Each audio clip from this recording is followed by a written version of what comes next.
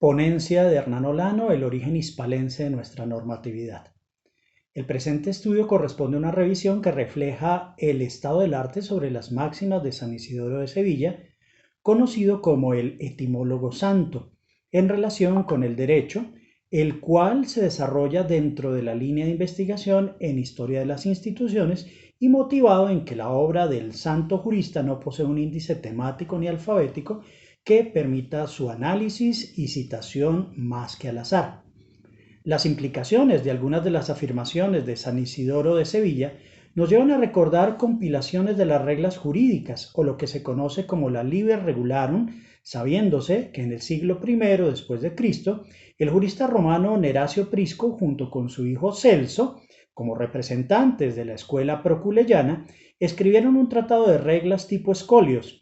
tema que no fue ajeno en la Roma imperial con los trabajos de Pomponio, Gallo, Servidio, Escévola, Paulo, Ulpiano, Licinio, Rufino, Marciano y Modestino.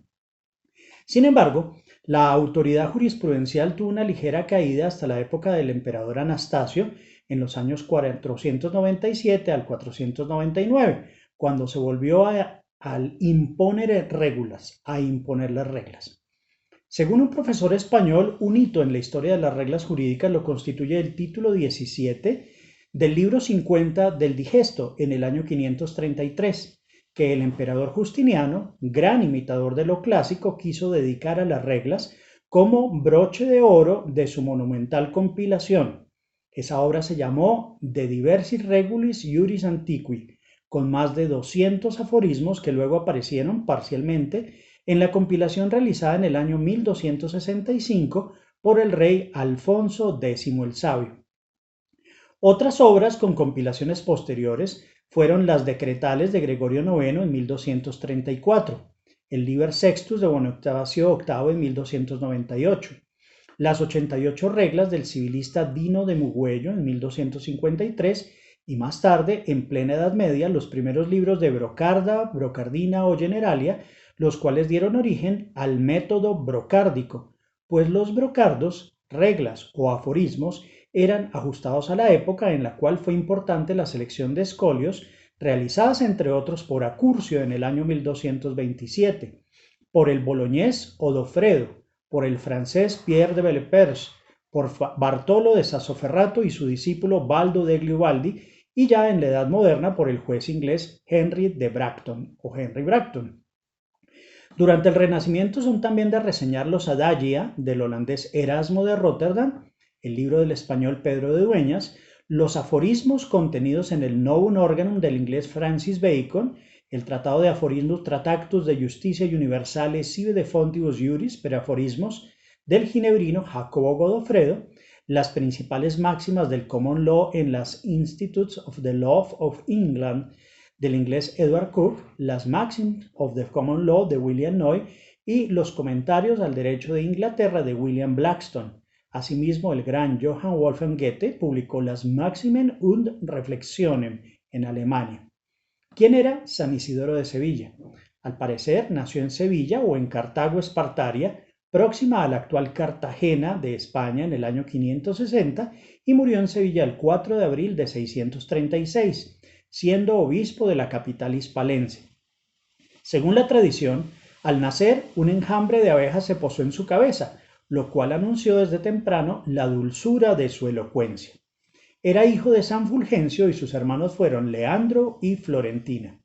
Fue precisamente el autor de un libro que podríamos calificar de bestseller, del que se distribuyeron más de 10.000 ejemplares en su época, las Etimologias, así como el libro de sentencias o el origen de las cosas y del libro Historia Gotorum, sumados a otras de diferentes materias en las que San Isidoro fue muy docto, así como un autor de gran claridad. También fue grande en la patrística y sus ideas trascendieron a la Edad Media, aportando que la ley y la costumbre son expresiones del derecho, al cual clasificó en natural o común a todos los pueblos y de gentes o derecho internacional y el derecho civil o de cada ciudad o el que cada ciudad establece para sí. Su hermano, San Leandro, se había hecho cargo de la educación de Isidoro al quedar huérfanos. le imprimió las enseñanzas del pensamiento agustiniano y lo antecedería en la sede episcopal hispalense. Influyeron igualmente en esa época del derecho Juan Bricalense, Filoxeno, Cirilo Plácido, Ancilebudo, Braulio, Eugenio, Ildefonso, Julián, Tajón, el diácono Pablo Emeritense y el abad Valerio, entre otros. También conoció San Isidoro el Codex Theodosianus del año 438, el derecho justinianeo y su codificación de los años 529 a 534, así como el Corpus Juris Civilis, donde cita al emperador en el Tratado de los Varones Ilustres. Igualmente incluye la Instituta de Gallo y menciona en sus escritos los códigos fundamentales hasta el Teodosiano, sin que en realidad la obra de Isidoro sea del todo inédita, no obstante tenérsele hoy en día como una fuente primaria para el estudio del derecho. El derecho español, que tuvo fuente romana y visigoda, fue siempre fiel a sus fórmulas, las cuales eran guardadas celosamente por los notarii de la Iglesia, por los tabeliones, por los exceptores y por los escribas públicos de los que dan noticia las mismas etimologías isidorianas.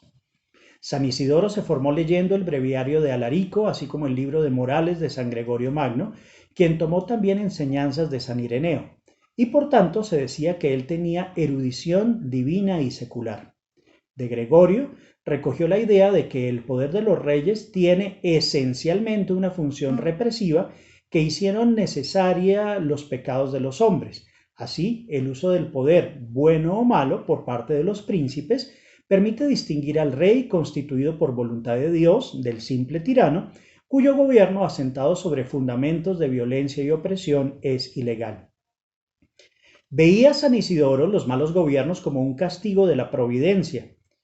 Esos reyes duros o malos generalmente provenían de Tiro y por eso se llamaron tiranos, como hoy conocemos a los gobernantes que ejercen un poder cruel sobre su pueblo.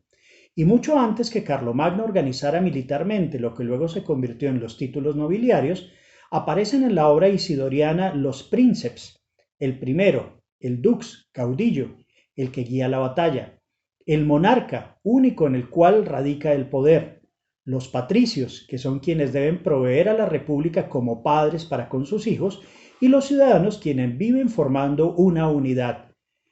Chejuntes vivum, para ser más agradable y segura la vida en común.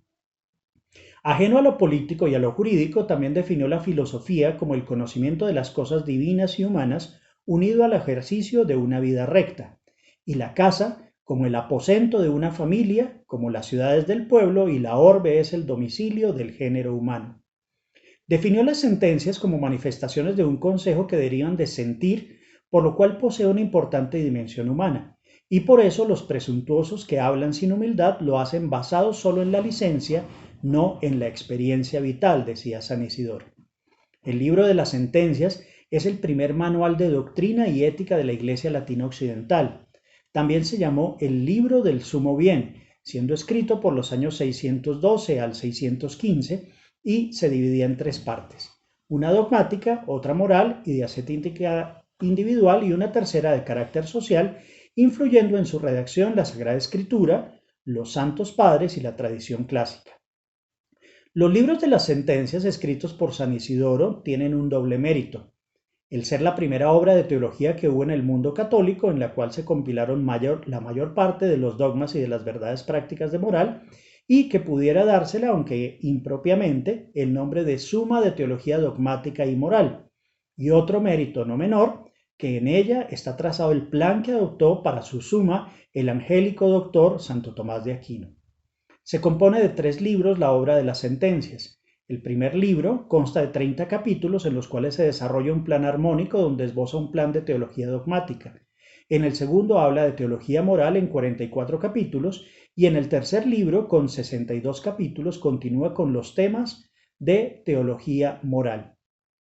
Además de cerca de 450 citas sobre la Biblia, el propósito de San Isidoro, el doctor hispano, era formular una doctrina acerca de la naturaleza del poder del rey, lo cual influyó en los gobiernos de los reyes Recaredo, Liuba, Huitérico, Gundemaro, Sisebuto, Suintlia, Sisenando, Recesvinto y Chisdasvinto. En estas normas que recopiló San Isidoro de Sevilla, particularmente el libro quinto de las etimologías, encontramos la Lex Visigotorum, donde se recopilan la mayor parte de asuntos jurídicos que dan origen a nuestro derecho. El contenido de su libro quinto, que es el que particularmente trata sobre el derecho, nos habla sobre autores de leyes, de auctoribus legem, sobre las leyes divinas y humanas, de legibus divinis et humanis, en qué se diferencian el derecho, las leyes y las costumbres, qué es el derecho natural, qué es el derecho civil, qué es el derecho de gentes, qué es el derecho militar, qué es el derecho público, qué es el derecho de los quirites, qué es la ley, qué son los plebiscitos, qué es un senado consulto, qué es una constitución y un edicto, qué son las respuestas de los jurisprudentes o de los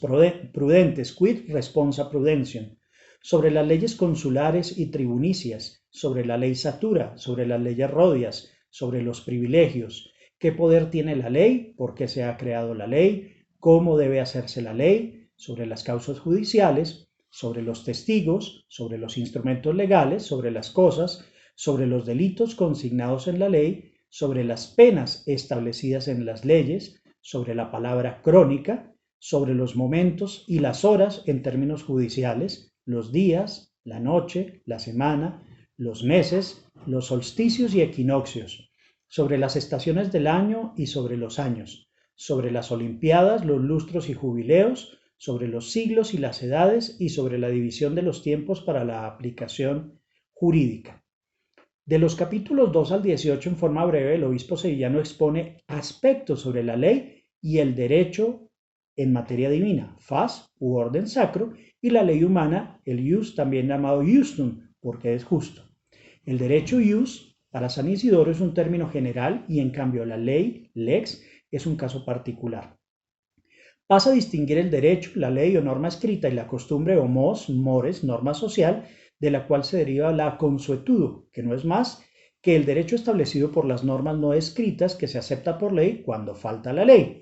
Define asimismo las clasificaciones del derecho en natural, ius naturale, civil, ius civile, o del pueblo de gente, o del derecho de gentes, ius gentium, o común a todas las naciones. Derecho militar, derecho público, derecho quiritario, que era propiamente el de los romanos, compuesto de leyes y plebiscitos de constituciones de los príncipes y edictos, así como de respuestas dadas por los prudentes, es decir, la jurisprudencia.